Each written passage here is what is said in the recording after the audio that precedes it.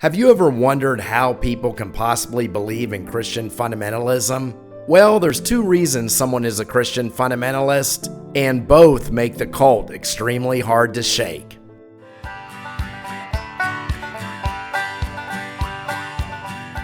In my very first video of this channel, almost 2 years ago, I noted how I am astounded that an intelligent person can be a Christian fundamentalist. I'm sure many of you feel the same way. How can someone of rational intelligence believe that the entire world was covered by a global flood, the earth is approximately 4,000 to 6,000 years old, and Adam and Eve lived to be 1,000? How do they believe that God came down all the time in the Old Testament to talk and interact with man, but yet we haven't seen a peep of him in modern times? And nobody as far back as you know can remember any witness of it either. So it does make you wonder, how do people still continue in Christian fundamentalism?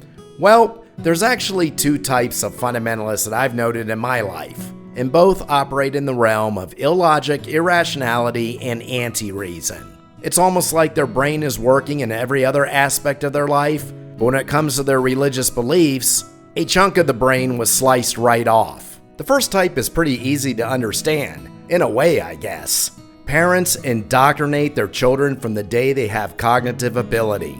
Oh, I've been witness to this.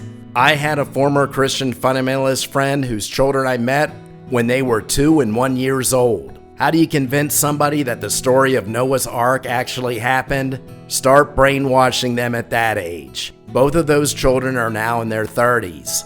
One of them has a child herself, and guess what? She's teaching her the same. They believe it just like society believes the world is round. Now, one would ask, even though the parents did brainwash them from a very young age, wouldn't their normal interaction with the world dilute this cult mentality? Well, first of all, you have to understand that many of these children are sequestered. They go to fundamentalist Christian schools, which as far as I'm concerned should be outlawed, because if you're not teaching the normal curriculum, you're actively harming your child's education, which I believe overrides the First Amendment, as your First Amendment right doesn't include you doing harm. But nevertheless, that's where they're schooled.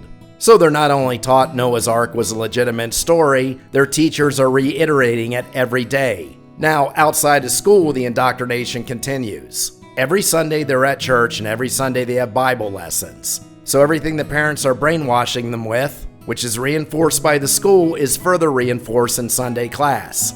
Then of course, all their friends are from the fundamentalist churches, who all believe the same. I mean, think of this. What if you were brought up in a home where everyone told you that the earth was flat, and then you went to school and they told you to disregard all the science that states the earth isn't flat, and then every Sunday you went to a church where they further reiterated the world was flat and reinforced it once again in your after-church classes? Not to mention, for many years, many of the children don't even end up in school because they're homeschooled by the fundamentalist parents. And then they're also taught the conspiracy theories of that ever-evil science that's being orchestrated by Satan, telling you to believe in ridiculous things like the theory of evolution and that the nature of our earth came to be over a process of millions and millions of years. And why would this be difficult to break away from? Well, first, because it's so long ingrained. It's ingrained in their upbringing, their school, their churches, their friends. They're literally surrounded with Noah's Ark every minute of their lives. And luckily we have the internet today, but even with that, if you're brought up by your home, your school, your friends, your church, that any of the scientific fact that you come across proving that the earth isn't 6,000 years old is nothing but an orchestration by Satan and a lie, it's going to be really hard to break away. I told you in a previous video that I dated a Christian fundamentalist, and it was literally like swimming against a tidal wave. She was 20 years old and out of school. But yet, she still lived with her fundamentalist parents, all her friends were fundamentalists, all her social activities besides with me were fundamentalist oriented. She belonged to the group Horizons, a fundamentalist youth group, so I would start to see just an inkling of influence, bringing her to the land of reason, and then that tidal wave of irrationality would sweep it away once again, as soon as she returned to the midst of her peer group. And it's very true, the longer one stays in the cult, the harder it's going to be to break away. Now, the second type of person who becomes a fundamentalist Christian is one who converts later in life. And this is usually due to some person's tragedy in their pre-fundamentalist life. many times self-induced. If somebody lived a life as a drug or alcohol addict, a prostitute, someone like Charles Colson, the Watergate convicted criminal, and then they find their salvation, which is fine. I don't have a problem with people finding a higher power to reinvent their lives, to come clean, so to speak. The problem is, these type of people's pre-fundamentalist lives were so horrific that the counter-reaction is equally as horrific. It's much like the people I see in Alcoholics Anonymous. As I was a former drinker at one time a decade and a half ago, their lives become so devastated because of alcohol that once they join AA, they're afraid to ever leave.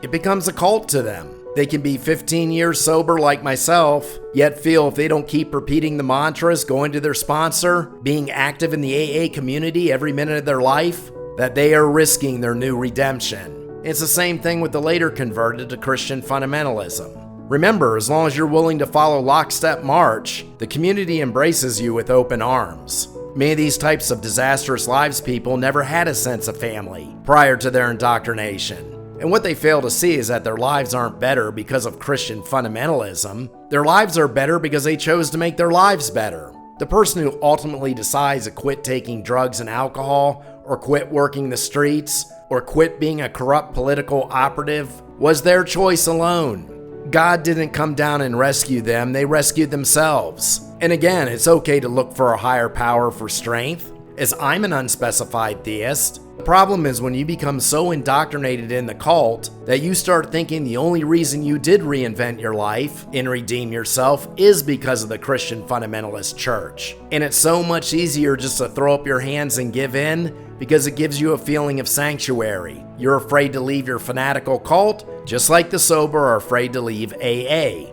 Because remember, Christian fundamentalist churches aren't okay with you just believing in a God. They're not even okay with you believing in a God and Jesus Christ as your Savior. You have to follow their guidelines to the letter T. The second this formerly tragic person starts to voice an opinion, say he begins to question whether there really was a Noah's Ark, he's going to be immediately surrounded by those who are going to tell him that Satan's trying to lead him back to his former life. And this sort of reinforcement is the same brainwashing they give a child, it just happened to occur later in life. And I found from my experience that both types of fundamentalists are extremely difficult to reason with. Believe me, I tried with my girlfriend long ago. And as I said, it was like trying to swim not only against a current, but against a tidal wave. I literally had no chance.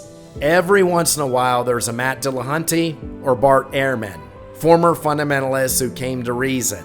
But most fundamentalists will never reach this point of reason. It's just too ingrained in their psyche. So the next time you're in a discussion with a Christian fundamentalist, and you're incredibly astounded why you can't bring them to some sort of reason and rationality, remember, you're dealing with a brainwashed cult member, no different than someone in the Hare Krishnas. And the best thing you can possibly do when you encounter these types of people, whether they're person A or person B, is to simply walk the other way towards the land of logic and rationale. Now, if you'd like to see some more videos on the topic of Christian fundamentalist cults, click on the card at the end of the video. And check out my own tale, which at least I admit is fiction, The Second Fall, an offbeat apocalypse sure to offend the fundamentalist, and probably a few others. Links are on the video description as well as a banner on the home channel page. And I will see you next time as we once again take that sword of reason and reality and thrust it right into the heart of ignorance.